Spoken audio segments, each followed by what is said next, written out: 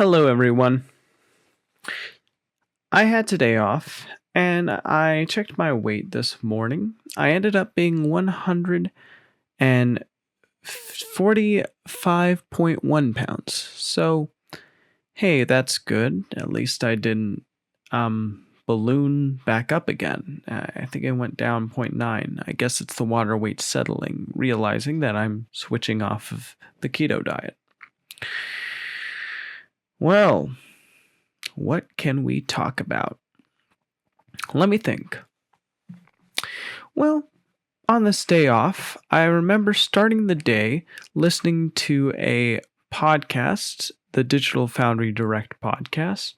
I listened to it at 2.5 speed, and as I was listening to it, I was making cookies.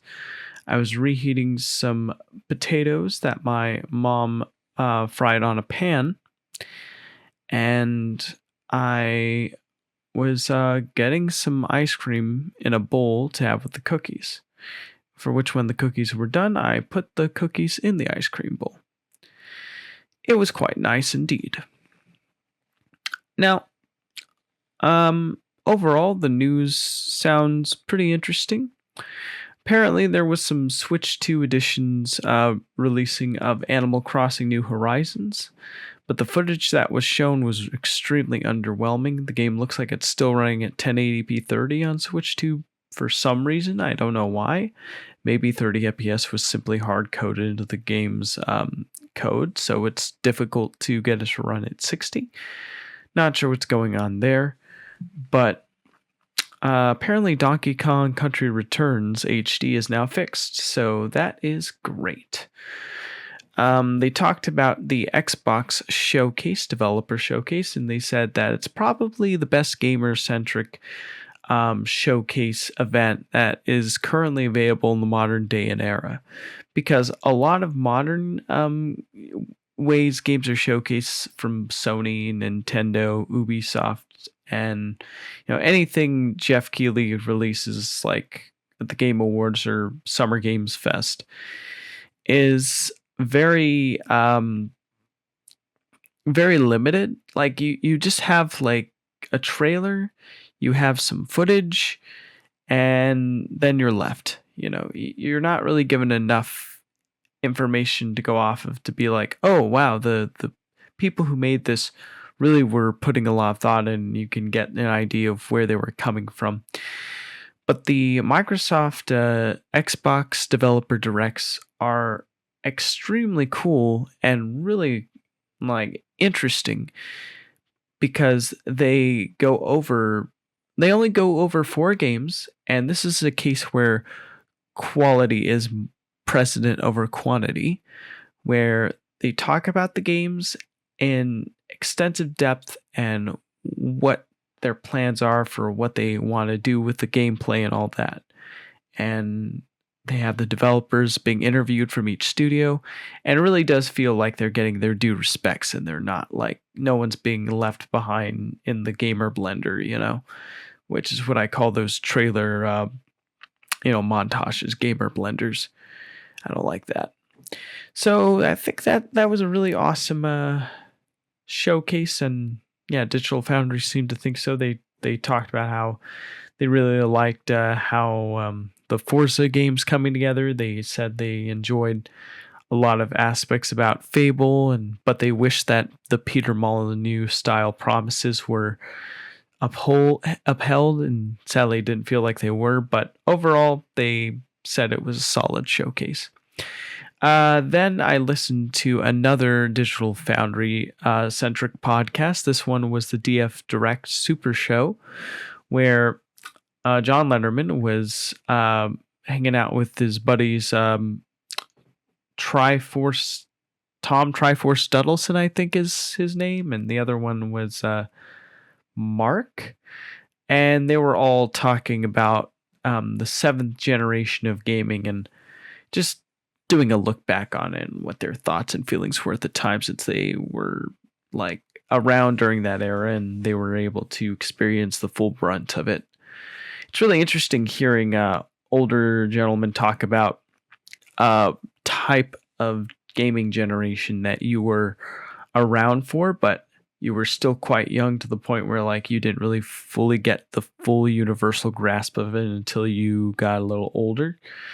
Like for me, I was big into games starting with the PS2 and the Wii back in 2006. But I didn't really understand the whole gamer sphere. All I knew was PlayStation, Nintendo. That was it. I didn't really like understand like all the games coming out or what was exciting or something people could look forward to. And it's really interesting hearing a more developed take on that era of gaming. It really makes you appreciate what was going on during that time, and I really like that.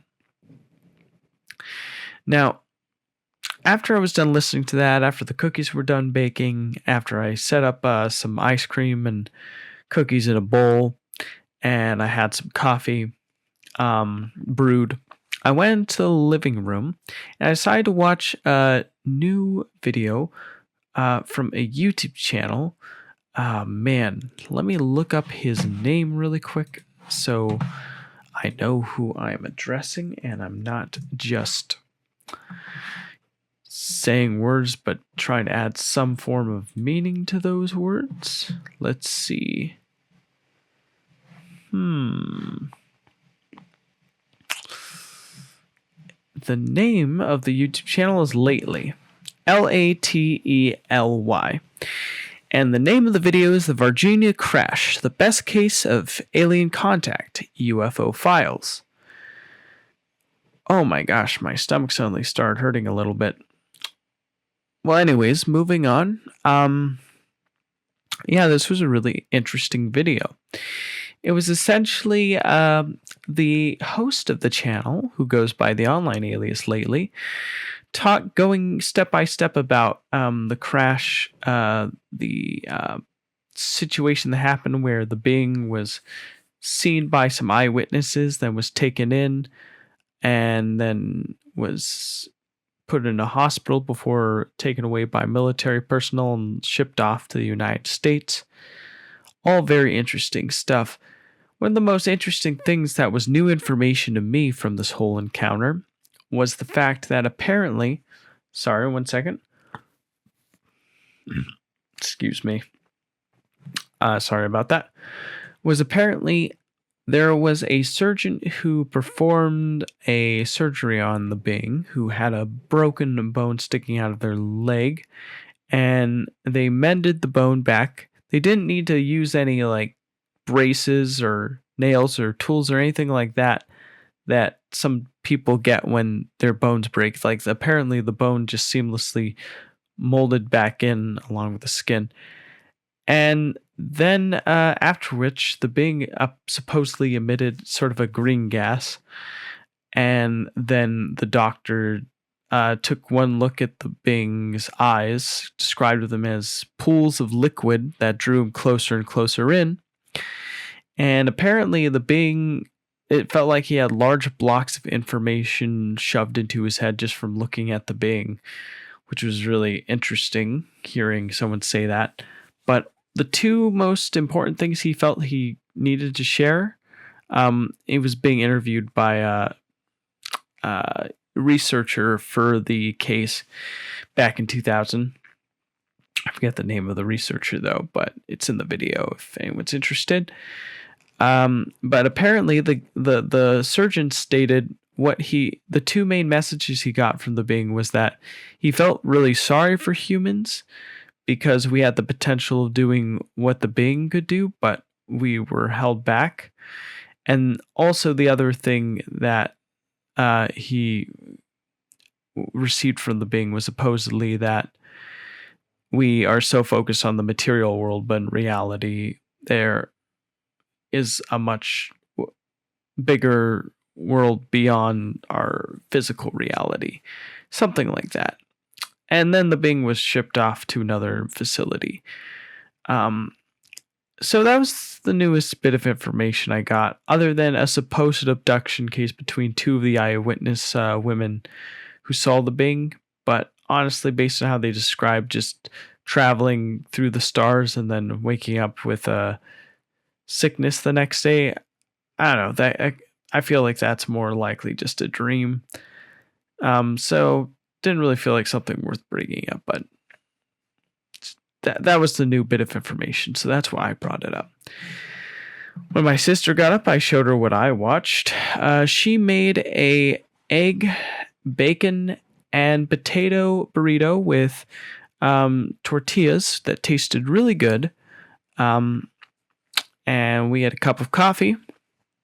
And then, yeah, I showed her the video I watched. She thought it was quite interesting, and we had a pretty engaging conversation that ranged from various different topics. After which, I suggested or asked if she'd be interested in watching an episode of X-Files, and she said yes. So I got the Blu-ray out because I really liked the show enough to get the discs for it. And I put in disc 2 because we're on disc 2 currently. And we watched the episode The Jersey Devil, I believe. And this was a really interesting episode. It was basically like this guy was like driving his family along a road, but then the car stopped, so he went outside to see what happened. Then it was pulled away, and then the next day, his body was found. Apparently, pieces were missing, and he was deceased. And so that brings our two main characters. The female's name is Scully. The male's name, for some reason, I'm blanking out on the male's name right now. I'm not exactly sure why. But Scully's the skeptic, and the male one is the believer. And he believes it may have been the Jersey Devil. He goes on a little personal investigation while Scully goes back home to celebrate a child's birthday party. And I think it was like she said she was a godmother to this child. And then she went on a date, but then the guy she was dating like already had kids. And from the whole birthday experience and from being heavily involved in the FBI, she didn't feel like she had the time or energy to raise a child of her own or to have a relationship already having kids. So the episode was kind of about her accepting that part of herself. And about the male dude trying to find the Jersey Devil, and ultimately they found a lady that was trying to escape who looks like a feral woman. And that was pretty much the episode. And that inspired my sister to tell me about the Appalachian Trail and how there are people who live in the Appalachian Mountains who became feral because they apparently were driven out of their homes a long time ago due to some kind of war, and they decided to hide out in the mountains. And they were so detached from modern civilization that they sort of created their own tribes and their own way of life there. They essentially became mountain people, feral people. And there were rumors going around where people who decide to go on hikes around the Appalachian area see them and mistake them for like Bigfoot or stuff like that. And we watched a few stories about that. One was don't stay in shelters in the Appalachian Trails. Yikes. That wasn't really about feral people. It was who live in the Appalachian Mountains. It was more so about a lady. The name of her channel is Tara Treks. And she was basically talking about what to look out for in shelters in the Appalachian Trail. And the other one was Smoky Mountain Feral People, True Stories of Survival by a YouTube creator named The Supernatural Sleuth, who went over various different stories, or I think just one story actually, about people who encountered feral people. So that was pretty interesting. After which, I remember being really exhausted. So I decided to go in my room. I decided to take a nap, but at the same time wanted to try the HemiSync process of intro to Focus 10, Gateway Experience Wave 1 Discovery Track 2 Official Hemisync. It's from this guy called James Monroe, or was it John Monroe? I think it was, I'm just going to say Monroe, from the Monroe Institute, Mr. Monroe. And he apparently creates this protocol where if you're able to make your mind awake and your body sleep, you can have an out-of-body experience. And I was attempting to do that to see if I could have an out-of-body experience, because like that fascinates me. Like, what does that even feel like? What does that look like? Is it even possible? I can't report officially that I did have one, though. The best thing I could say is I got a nice nap in. And then the other one I listened to or tried was 4 Hertz Theta State Breathwork for deep sleep from Breath with Sandy. It was basically just you breathe in for 4 seconds, hold for 4 seconds, and out for 8 seconds. And you do that for like 17 minutes. It's pretty interesting. Afterwards, I remember my mom wanted to go on a walk, so we went on an hour-long walk together. It was very nice. And then when we arrived from our walk, and where we had a nice conversation, enjoy each other's company, I decided to watch the new Red Letter Media video, Star Trek Deep Space Nine, Season 1, Part 2, where Mike and Rich Evans sit down and talk about the Star Trek show Deep Space Nine in extensive detail, with a little humor thrown on the side, and their insights and what they like about the show and its characters. It's really well done. Really enjoyed that. Then I stopped after. Then I started to get hungry. Our family friend came home. She brought some pizza that she didn't finish and said I could have. I put that in the fridge. This was a little earlier, before me and my mom went on our walk, but when I knew the pizza was there, I decided to heat it up the old pan method. I actually asked Google Gemini to give me some guidelines, and apparently you need to make sure that when you put a lid on the pan and heat it up, the inside of the pan has to be at least 350 degrees Fahrenheit before you put the pizza in there, with a little bit of water droplets to cause steam to flow. And this should be warm enough to melt the cheese and warm the top of the pizza, while also giving a nice crisp crust without charring or burning it. And so I followed the directions. I got a really awesome result. And I had the pizza, and I noticed there were some Cheetos. I asked her family friend if those were hers. She said yes, and I said it would be all right if I had some, and she said, yeah, you can have some. So I poured one serving, 28 grams of Cheetos with the pizza. I got a zero sugar A&W root beer. I went to my room, and I ate while watching the Star Trek Deep Space Nine Season 1 Part 2 video from Red Letter Media. Very good video. I really enjoyed it. And then I stopped because I was recommended this video on my phone called Caper of the Bells from Random Encounters, an Animal Crossing song featuring Adriana Figueroa, CG5, and the Stupendium. It was a really cute Animal Crossing inspired animated 6 minute and 33 second short. Yeah, I liked it well enough. And then after that, I decided to listen to a Jesse Michaels podcast where he was interviewing UAP Gerb about the Pentagon's UFO programs and if they're real and how they work.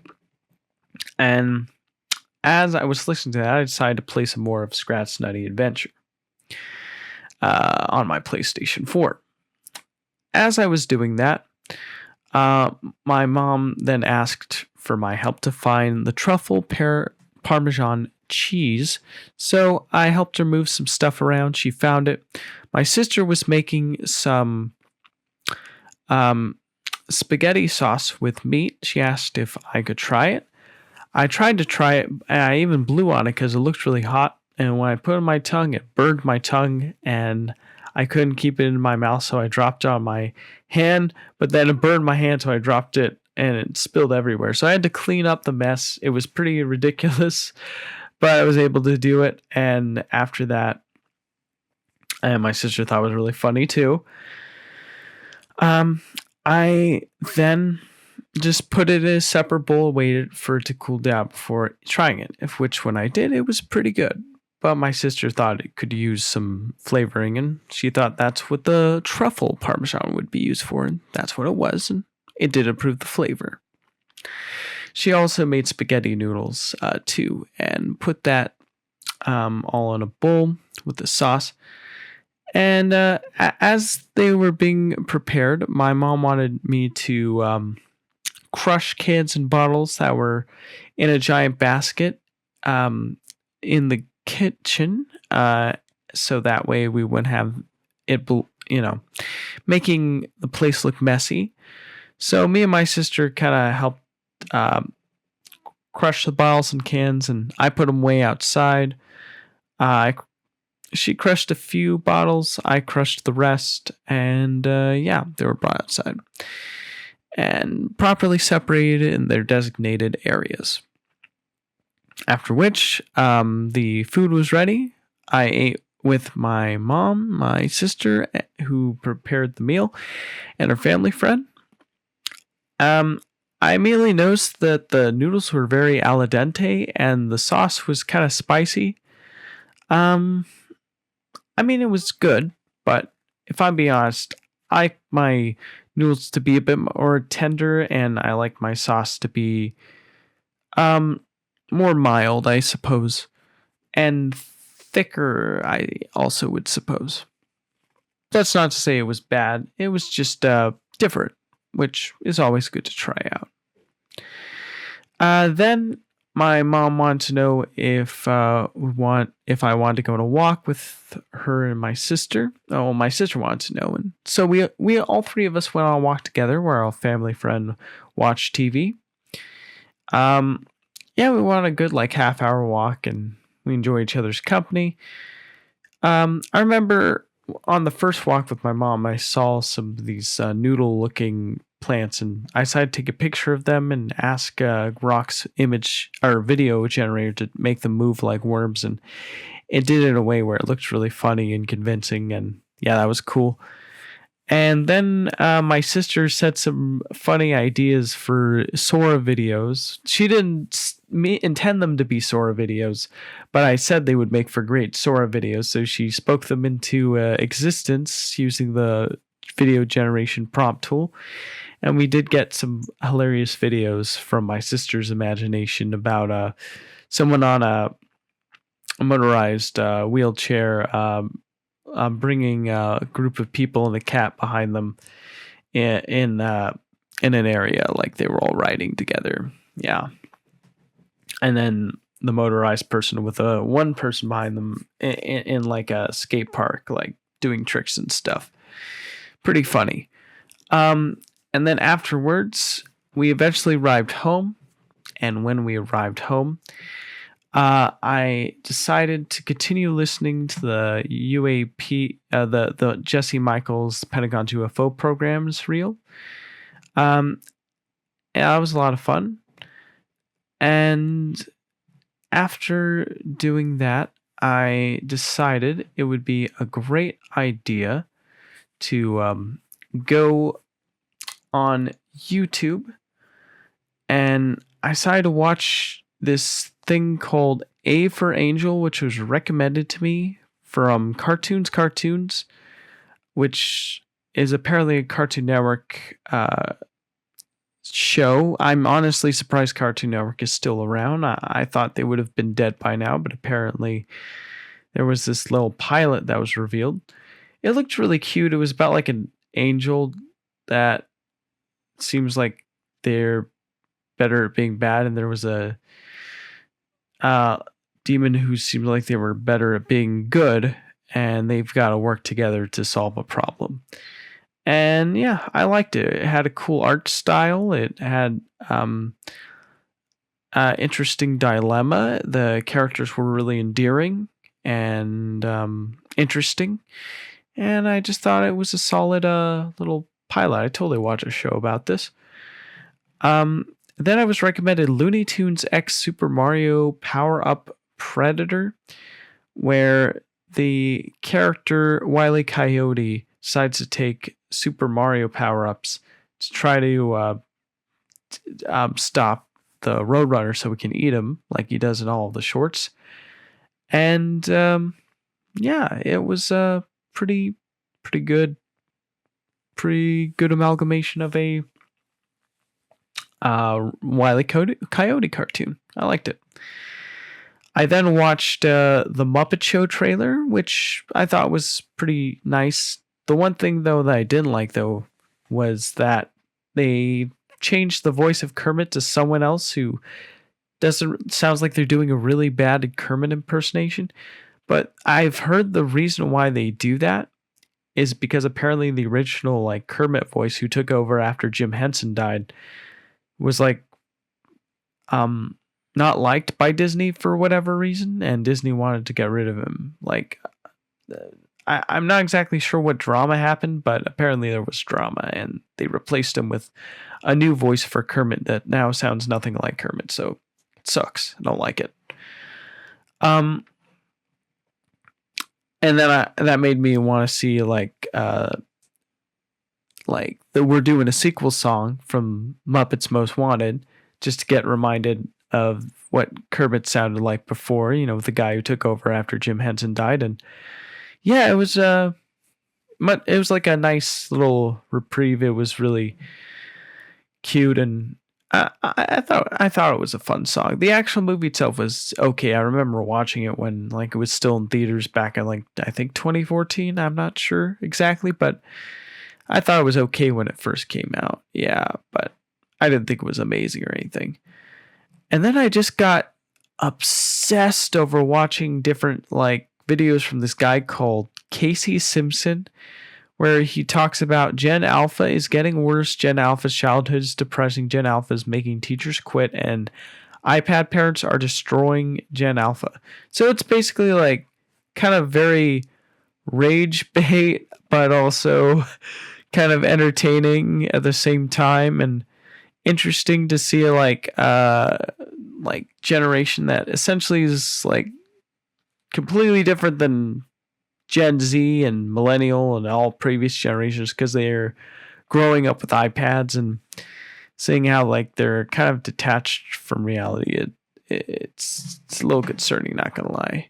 A lot of them, not all of them. There's probably some Gen Alphas out there that are doing okay, but the ones that aren't, it's pretty bad.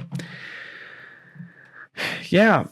And then afterwards, I decided to put 20 minutes of Brain Jam work in, where I did some storyboard drawings for a scene in the video of the character hugging another character named Substance, Go-Goat Gadget hugging Substance, because in the video I read subject matters, so I thought it'd be funny if subject mattered by getting a hug from Go-Goat Gadget, showing that he thinks he matters.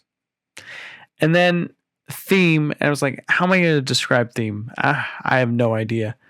And then for whatever reason, I thought of the pirate at the beginning of SpongeBob who goes, "Are you ready, kids?" And when I thought about that, I was like, oh, I'll look into that and see maybe I could draw Go-Goat Gadget as the pirate from the beginning of SpongeBob, because everyone associates that with that SpongeBob theme song, right?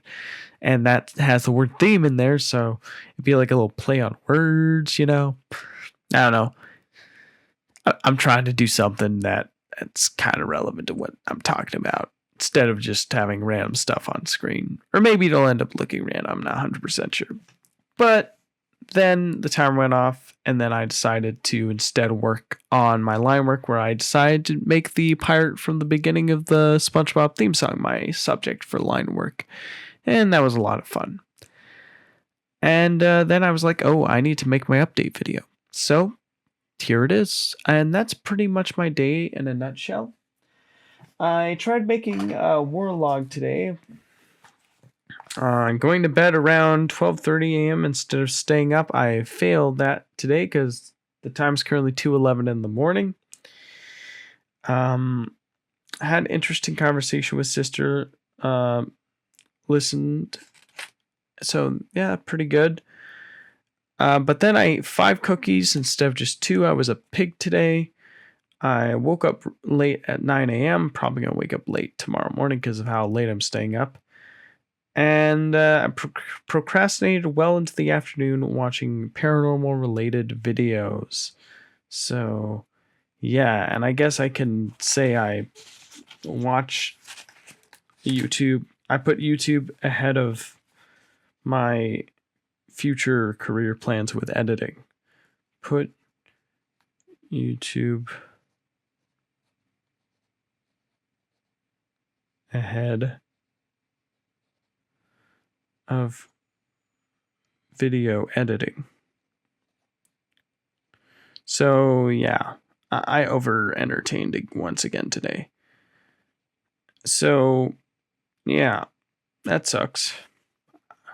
I did walk for an hour and a half, though. So that's good. Nice. Instead of being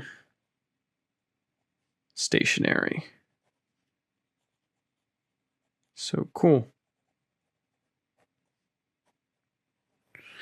1, 2, 3, 1, 2, 3, 4. So, and a -1 day.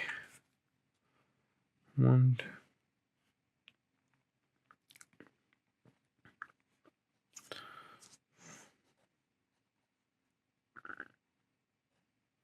Yeah, that's my first negative for the war log. Yikes. Very much a shame. Let's hope we can do better tomorrow. No, we will do better. We're not going to hope. We're going to do. We're about action. We're not about hoping. Well, anyways, that's going to do it for now. Thank you for tuning in, and I'll see you in the next one. Goodbye.